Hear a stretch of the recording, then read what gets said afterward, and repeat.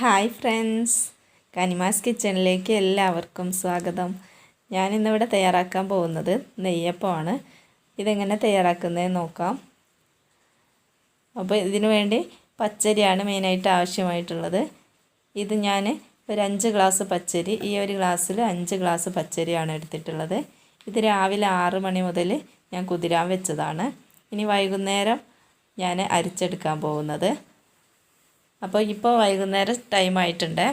ആ ഒരു സമയത്ത് ഞാൻ അരിയെല്ലാം നല്ലോണം കഴുകി വൃത്തിയാക്കി ഊറ്റി വെച്ചിട്ടുണ്ട്.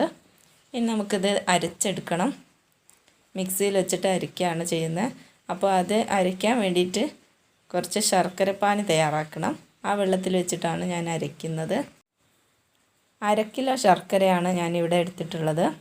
ഇതൊരു പാത്രത്തിലേക്ക് ഇട്ട് കൊടുക്കുന്നുണ്ട്.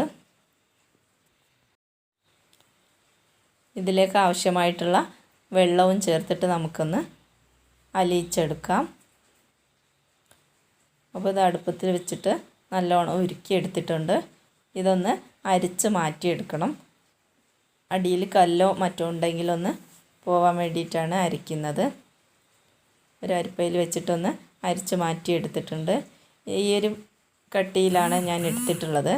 അധികം ലൂസായി പോയാലും വലിയ കുഴപ്പമൊന്നുമില്ല. നമുക്ക് കുറേ അരി അരിക്കാനുള്ളത് കൊണ്ട് കുറച്ച് ലൂസ് തന്നെ വേണം എടുക്കാനായിട്ട്. അപ്പോൾ ഈ അരി നമ്മൾ മിക്സിയിലേക്ക് ഇട്ട് കൊടുക്കുന്നുണ്ട്. കുറേശ്ശെ ആയിട്ട് ഇട്ട് കൊടുക്കാം. എന്നിട്ട് ആവശ്യത്തിനുള്ള ശർക്കര പാനിയും കൂടെ ചേർക്കാം. ശർക്കര പാനി അരിയുടെ അതേ അളവിൽ തന്നെ ഒഴിച്ച് കൊടുത്താൽ മതി. ഇത്രയും തന്നെ നമുക്ക് ആവശ്യമുള്ളൂ. ഈ ഒരളവിൽ വേണം ഒഴിച്ച് കൊടുക്കാനായിട്ട്.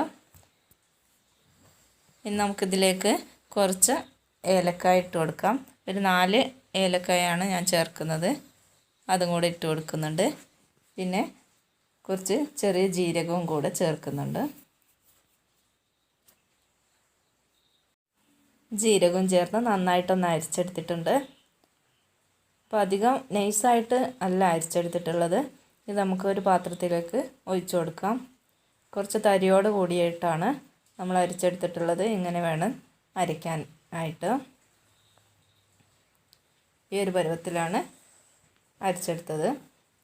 നമുക്ക് ബാക്കിയുള്ളതും ഇതേപോലെ തന്നെ അരച്ചെടുക്കാം.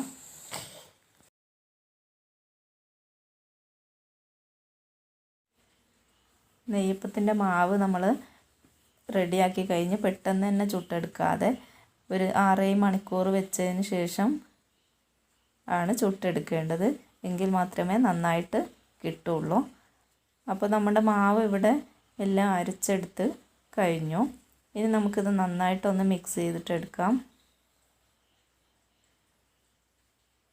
എല്ലാം കൂടെ ഒന്ന് യോജിപ്പിച്ചെടുക്കുന്നുണ്ട്. നല്ല വെള്ള കളറിലായിട്ടാണ് ഇത് കാണുന്നത്. ശരിക്കും ഇതിൻ്റെ കളറ് കുറച്ചും കൂടെ ഡാർക്കാണ് കേട്ടോ. ഇതാണ് കേട്ടോ ഇതിൻ്റെ ഒറിജിനൽ കളർ. അപ്പോൾ ഇതിലേക്ക് നമുക്കിനി കുറച്ച് മൈദ ചേർത്ത് കൊടുക്കാം. ഈ ഒരു കയ്യിൽ 3 കയ്യിൽ മൈദയാണ് ഞാൻ ചേർക്കുന്നത്.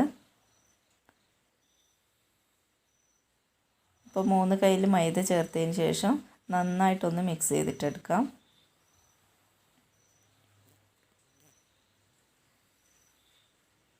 കട്ടകളൊന്നും ഇല്ലാതെ വേണം ഒടിച്ചെടുക്കാനായിട്ട്. അപ്പോൾ നന്നായിട്ടൊന്ന് മിക്സ് ചെയ്തിട്ട് എടുത്തിട്ടുണ്ട്. ഇനി ഇതിലേക്ക് നമുക്ക് കുറച്ച് തേങ്ങാക്കൊത്ത് വറുത്തിട്ട് കൊടുക്കാം. അതിന് വേണ്ടി ഒരു ചട്ടി വെച്ച് അതിലേക്ക് കുറച്ച് വെളിച്ചെണ്ണ ഒഴിച്ചിട്ടുണ്ട്. ഇനി ഈ തേങ്ങാക്കൊത്ത് കൊണ്ട് ഇട്ടിട്ട് നന്നായിട്ടൊന്ന് ഒരു ഗോൾഡൻ കളറാവുന്നവരെ ഇളക്കി കൊടുക്കാം.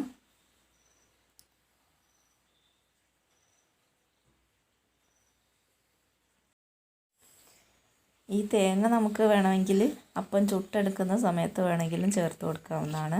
ഞാനിപ്പം ചേർത്തിട്ട് അടിച്ച് വെക്കുകയാണ്. എന്നാൽ ആ പണിയും കൂടെ കഴിഞ്ഞല്ലോ, അതുകൊണ്ട് ഇപ്പം തന്നെ ഈ ചേർക്കുന്നുണ്ട്. അപ്പോൾ ഇത് ചൂടാറിയതിന് ശേഷമാണ് കേട്ടോ ഞാൻ ഒഴിച്ചു കൊടുക്കുന്നത്.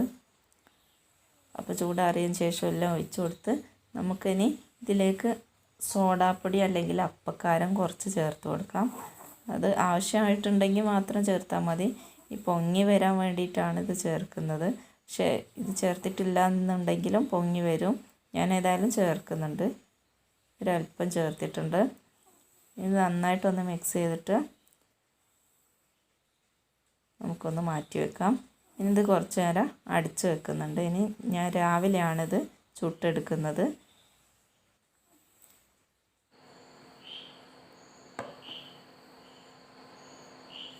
ഇപ്പോൾ രാവിലെ ഞാൻ ഓപ്പൺ ചെയ്ത് നോക്കുകയാണ്. ഇനി നന്നായിട്ടൊന്ന് മിക്സ് ചെയ്തിട്ട് എടുക്കണം.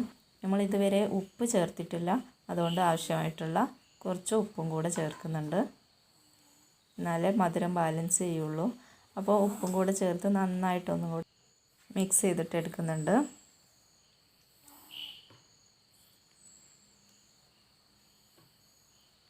തേങ്ങാക്കൊത്ത് കുറച്ച് കൂടുതലായിട്ടുണ്ട്. ഇത്രയൊന്നും ആവശ്യമില്ല, ഞാൻ കുറച്ചധികം അരിഞ്ഞു വെച്ചതുകൊണ്ട് ഒന്നായിട്ട് എടുത്തു എന്നുള്ളൂ. അപ്പോൾ നമുക്കിനി ഈ ചട്ടി വെച്ച് നന്നായി ചൂടായതിന് ശേഷം വെളിച്ചെണ്ണ ഒഴിച്ച് കൊടുക്കാം. വെളിച്ചെണ്ണ ഓയിലോ ഏതിൽ വേണമെങ്കിലും തയ്യാറാക്കി എടുക്കാവുന്നതാണ്. അപ്പോൾ ഞാൻ വെളിച്ചെണ്ണ തന്നെയാണ് ഉപയോഗിക്കുന്നത്. അപ്പോൾ ഒഴിച്ച് നന്നായി ചൂടായതിന് ശേഷം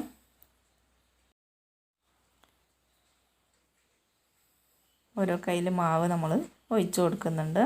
അപ്പോൾ ഈ ഫസ്റ്റത്തെ എൻ്റെ ഷേപ്പ് കുറച്ച് വ്യത്യാസം വന്നിട്ടുണ്ട്. കണ്ടോ, ഈ ഒരു ഷേപ്പിലായി പോയി ഫസ്റ്റ് വന്നത്. അതെന്താണെന്ന് വെച്ചാൽ നമ്മൾ ഒഴിച്ചതിൻ്റെ വ്യത്യാസം കൊണ്ടാണ്. ഇനി അടുത്തതൊക്കെ റെഡിയായി വന്നിട്ടുണ്ട് കേട്ടോ. അപ്പോൾ അടുത്തത് നോക്കാം.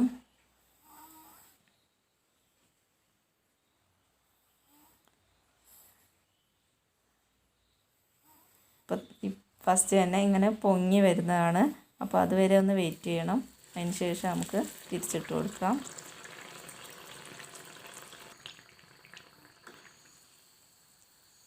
അപ്പോൾ ഇതേപോലെ ബാക്കിയുള്ളതും ചെയ്തിട്ടെടുക്കുന്നുണ്ട്.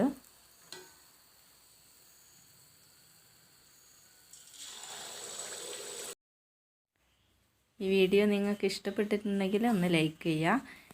ഈ ചാനൽ ആദ്യമായിട്ട് കാണുന്നവരാണെങ്കിൽ ഒന്ന് സബ്സ്ക്രൈബ് ചെയ്യാനും മറക്കാതിരിക്കുക.